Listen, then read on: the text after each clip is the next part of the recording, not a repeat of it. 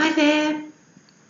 Here's another reading. I just did Trump in April, and what came out that sort of surprised me a bit, and it's always good to get a few surprises, was the GOP, and for the first time them starting to think about replacing him. So that made me want to do a little reading, an update on the GOP. But before that, just a few general comments. Melania, there were some very funny suggestions in comments on what Melania should do. Someone suggested that she hires Stormy Daniels' lawyer. She could do worse. My feeling is, regardless, you know what, I think she has gone. Her body might be around, somewhere or other, but she has left the building, she has left the marriage, and I think that's the difference, is before she was hanging in and now she's going, looking at the calendar and just ticking off the days, in that sense. I think that's over. What else has been happening? Of course, we had the magnificent march. They finally came up with the million figure. It was about 800,000 in Washington and all the other marches. So I think that's impacting the GOP. So let's have a look at what is happening for the Republicans. Okay, I'm going to do my conventional Celtic cross for the Republicans and see what turns up. Republicans, what is going on? What is going on for Republicans? Okie dokie, here we go. Come on down.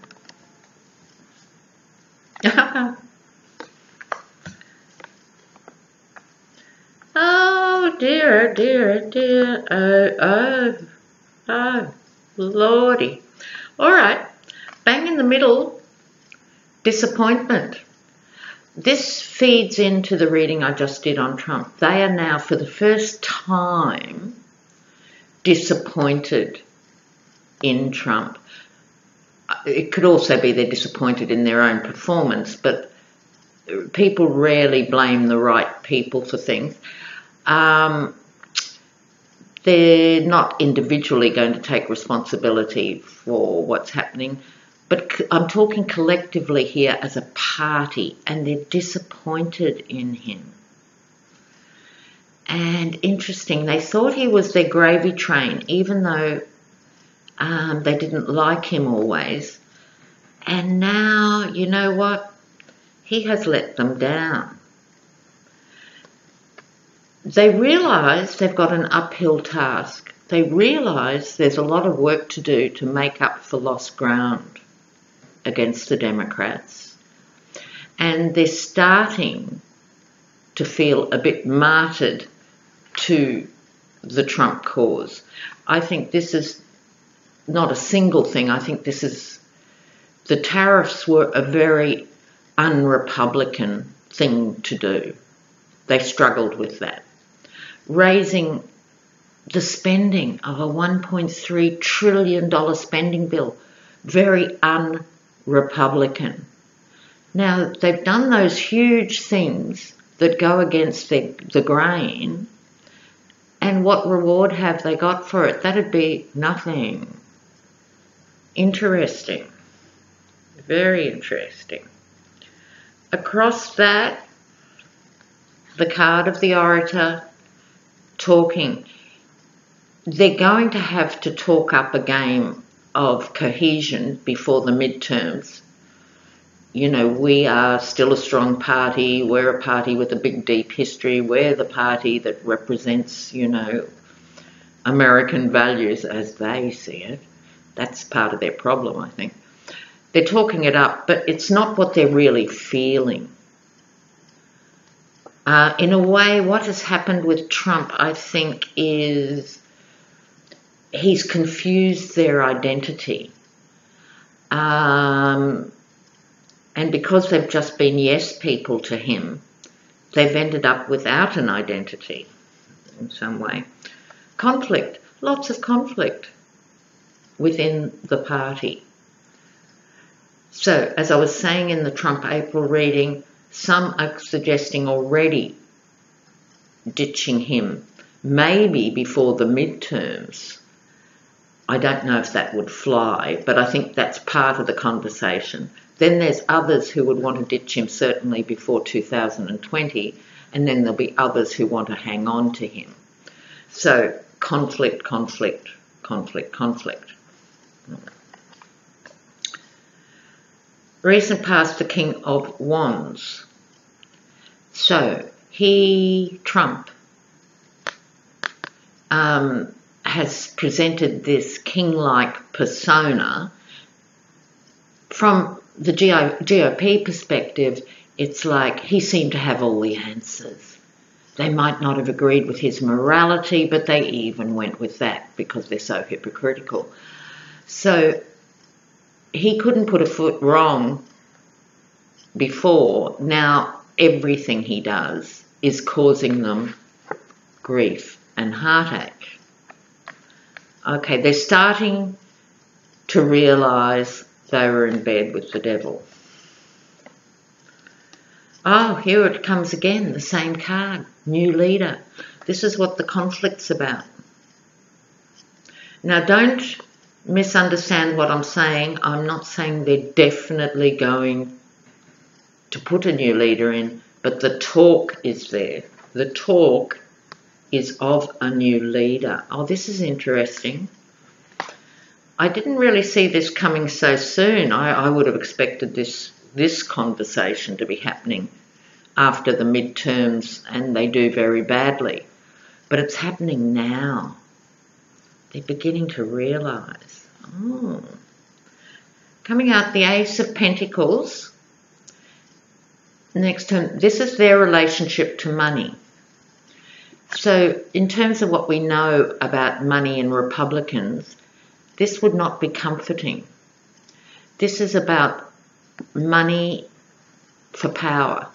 It's an ace card, money for power. So the NRA, that has always been their backbone, is becoming their nemesis. Oh, how interesting. So their traditional sources of power, that's the Koch brothers, the Mercers and so forth too, are now looking very soiled. So they were always a well-oiled machine. Money equals power. It was a very crude equation. It always worked for them. And you know what? It's not working anymore. Oh, how very interesting. Money. Yes, their identity was always founded on the relationships of power and money and families and money and families and dynasties. I was just saying about the Koch brothers, about the Mercers as intergenerational wealth, and that's not even counting the Trump money and the Trump family. So what has been their strength traditionally is now becoming their nightmare.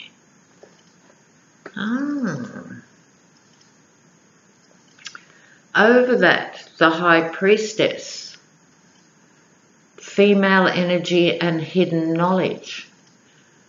This could well be, one interpretation could be, this could be the Rebecca Mercer figure, but it could also be Democratic women.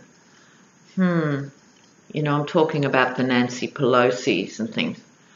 Just while we're speaking of that, sorry Democrats, sorry Nancy, but I think, you know, sometimes a retirement is in order. Yes. So I'm not quite sure who is represented by the High Priestess here. In another interpretation of deep female energy, this could be going back, we saw the youth, and we mustn't forget the women who marched. We must not forget this, that Trump is losing women voters hand over fist. Republicans are very patriarchal by nature, by ideology. You know, the little woman should be pushing out babies while she stirs the beans. They have very conservative notions of females, and this could be that energy coming back to haunt them. When I look at this, I'm feeling more comfortable with that interpretation. I think they're going to lose the female vote. So women are less likely to write off the extramarital affairs and the sexual abuse allegations, because remember, they're quite separate. There's the consensual affairs, but these were when he was married and his wife had just had a baby. Doesn't go down well with women. Then there's the sexual abuse allegations, the grab 'em by the pussies, which are quite different, which also doesn't go down well. And in terms of the gun stuff, apart from the Diane Loesch's and some very die-hard Republican NRA women, there are those, and there's a lot of them, but many women in America, particularly mothers, are very concerned about gun control in relation to gun violence threatening their children.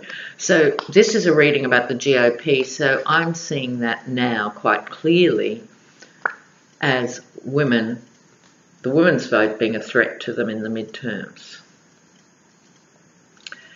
We still have the delusional factor, illusion and delusion, with the Seven of Cups. People are still individually swayed by money and dazzled by money. But I think they're beginning to realise it comes at a price, and that price could well be control of the House, control of the Senate, and so forth. This is the card of delusion and being dazzled by money. So when you think of the money that's been poured into the Republican Party, it's actually no longer sort of falling on fertile ground. So the thing that I think is changing in America is changing in those very states that Trump won.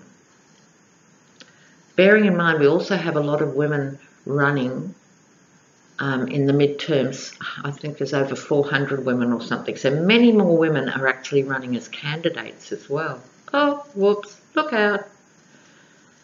The Tower. This isn't specifically on the midterms. This was more about the GOP now. But they've got to be really careful because they're looking at a crash and burn scenario. They're looking really, really out of touch. Oh, how interesting is that? Temperance, they're going to have to try and bring it back. If they've got any chance, they have to try and be more reasonable and meet people in the middle. In other words, they've been very adamant about their social policies always, very absolute. You know, wanting to defund Planned Parenthood and so forth. This is nutty. If you want a stable society, you want each child to be a wanted child. You want people to be able to plan their families. That's what Planned Parenthood is. They need to learn moderation.